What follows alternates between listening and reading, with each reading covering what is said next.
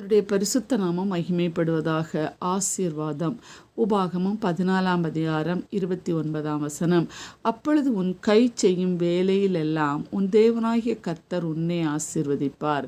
தேவனாகிய கர்த்தர் ஜனங்களை பார்த்து, நீங்கள் பலுகி பெருகி பூமியை நிரப்பி அதை கீழ்ப்படுத்தி சமுத்திரத்தின் மச்சங்களையும் ஆகாயத்து பறவைகளையும் பூமியின் மேல் நடமாடுகிற சகல ஜீவ ஜந்துக்களையும் ஆண்டு கொள்ளுங்கள் என்று சொல்லி அவர்களை ஆசீர்வதித்தார்.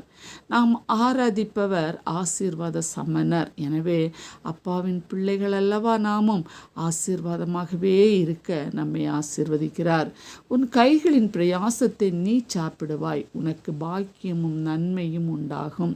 நமக்கு பாக்கியமும் நன்மையும் உண்டாக வேண்டுமானால் நமது பிரயாசத்தின் ஒரு பகுதியை லேவி என்னும் குலத்தினர், அதாவது இறைவனின் ஆலய பணிகளை செய்கிறவர்களுக்கும் நம்மை சுற்றி இருக்கும் பரதேசியும் திக்கற்றவனும் விதவையும் வந்து புசித்து திருப்தியாய் இருக்க வேண்டும் என்று ஆண்டவர் விரும்புகிறார்.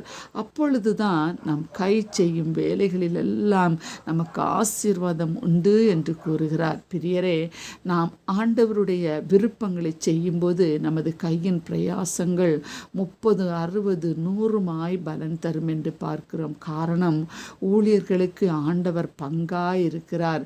திக்கற்றவர்களுக்கும் விதவைகளுக்கும் ஆண்டவர் தகப்பனாய் இருக்கிறார். எனவே அவருடைய ஆசீர்வாதங்களை நாம் அவருடைய கரங்களிலிருந்து வாங்கி அவர் விரும்பும் பிள்ளைகளுக்கு பகிர்ந்து கொடுத்து நாமும் அனுபவிக்க வேண்டும். அப்போதுதான் உன் கை செய்யும் வேலையிலெல்லாம் ஆண்டவர் உன்னை ஆசீர்வதிப்பார்.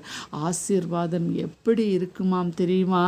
நீயோ கடன் வாங்காதிருப்பாய், நீ அநேக ஜாதிகளுக்கு கடன் கொடுப்பாய், அவர்கள் உன்னை ஆளுவதில்லை, நீயோ அவர்களை ஆளுவாய். எவ்வளவு பெரிய ஆசீர்வாதம்! கர்த்தருடைய சமூகத்தில் நம்முடைய குடும்பத்தை ஒப்பு கொடுப்போமா? ஜெபிப்போம். அன்புள்ள இயேசு சுவாமி, இந்த நல்ல நாளுக்காக உமக்கு நன்றி. எங்களுடைய கையின் பிரயாசங்கள் ஆசீர்வதிக்கப்பட வேண்டுமானால் திக்கற்றவர்களுக்கும் விதவைகளுக்கும் அனாதைகளுக்கும் உதவுகிற உள்ளம் எங்களுக்கு வேண்டும். அப்படிப்பட்ட உள்ளத்தினால் எங்களை அபிஷேகித்து ஆசீர்வதியும்.